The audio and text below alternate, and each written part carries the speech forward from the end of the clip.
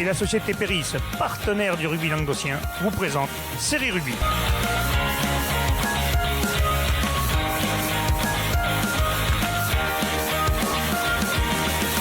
Bonjour mesdames et messieurs, bienvenue à Série Rugby, votre émission sur le rugby amateur languedocien de la 4e série à honneur. Aujourd'hui c'est la reprise, vous attendiez tous Alain et lui finalement c'est lui qui a repris des vacances.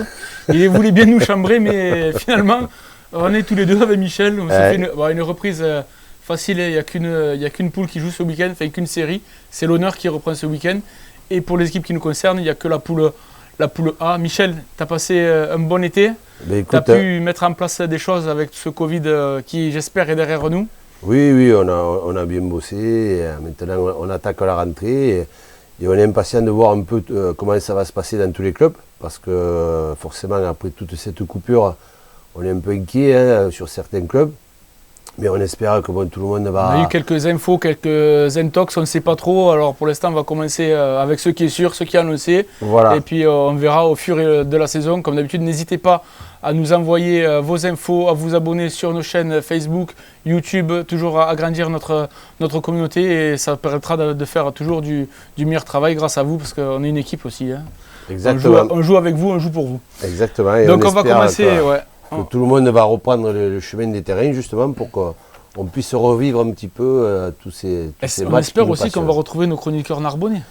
Oui, alors justement, se poser la question parce qu'ils nous ont un peu fait faux bon. Donc voilà, peut-être qu'ils attendent la première victoire de Narbonne avant de venir nous rejoindre. Donc j'espère que ça ne durera pas trop longtemps parce qu'on aura besoin d'eux avant quand. Oui, bien sûr.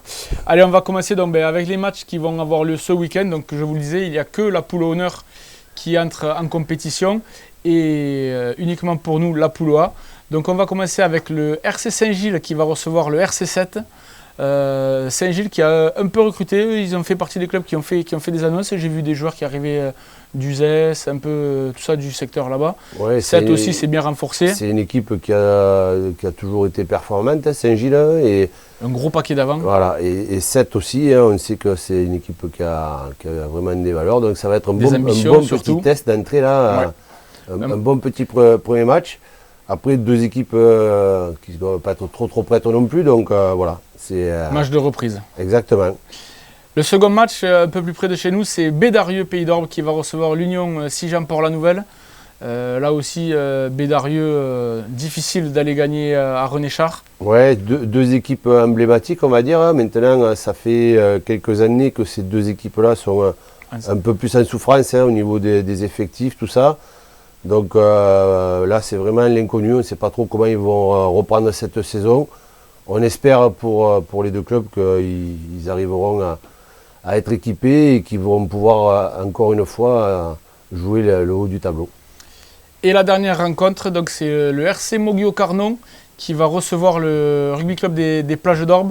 On va avoir une pensée avant de commencer pour le rugby club des Plages d'Orbe. Il y avait le jeune Nicolas Mirabé qui était anciennement licencié au club, qui est décédé ce week-end d'un accident de la route, qui était pompier volontaire également à Valras. Donc à toute la famille Mirabé, on en connaît quelques-uns, on va adresser au nom de toute l'équipe nos plus sincères condoléances et on espère que ses copains vont lui faire honneur sur le pré. En tout cas, c'est sûr qu'ils penseront à lui. Et en plus, c'est une jeune équipe, l'équipe des Plages d'Orbe, qui va se déplacer à Moguio. Moguio, on n'a pas trop d'infos, alors on ne sait pas trop, ça repart pas. Ouais, il y avait quelques incertitudes. Ça souffle un peu le chaud et le froid, on ne sait pas trop. Après, ils sont quand même dans un lieu sur le Montpellierin où il y a pas mal de joueurs aussi. Donc, est-ce qu'au dernier moment, ils vont arriver à avoir une équipe assez solide, on va dire, ou est-ce qu'ils vont avoir une année difficile? On ne sait pas. On ne sait pas. Et voilà, ces premiers matchs vont être les premiers indicateurs justement pour voir un peu où ils en sont, quoi. De toute façon, dimanche à 18h sera fixé. On espère, on va parler aussi un petit mot sur le foyer laïque et l'avenir bleu et blanc qui sont exempts. Donc là aussi, c'est une poule, donc ils sont 8, mais il n'y a que 6 qui jouent. Parce que sûrement qu'il y a eu des équipes qui ont dû être enlevées. On espère en tout cas que vous nous enverrez, comme d'habitude, vos petits commentaires et vos infos, qu'on puisse mieux parler de vous la semaine prochaine. Et comme me dirait Alain, qui n'est pas là, messieurs, dames, on se retrouve la semaine prochaine. Et d'ici là, transpirez bien sur tous les terrains.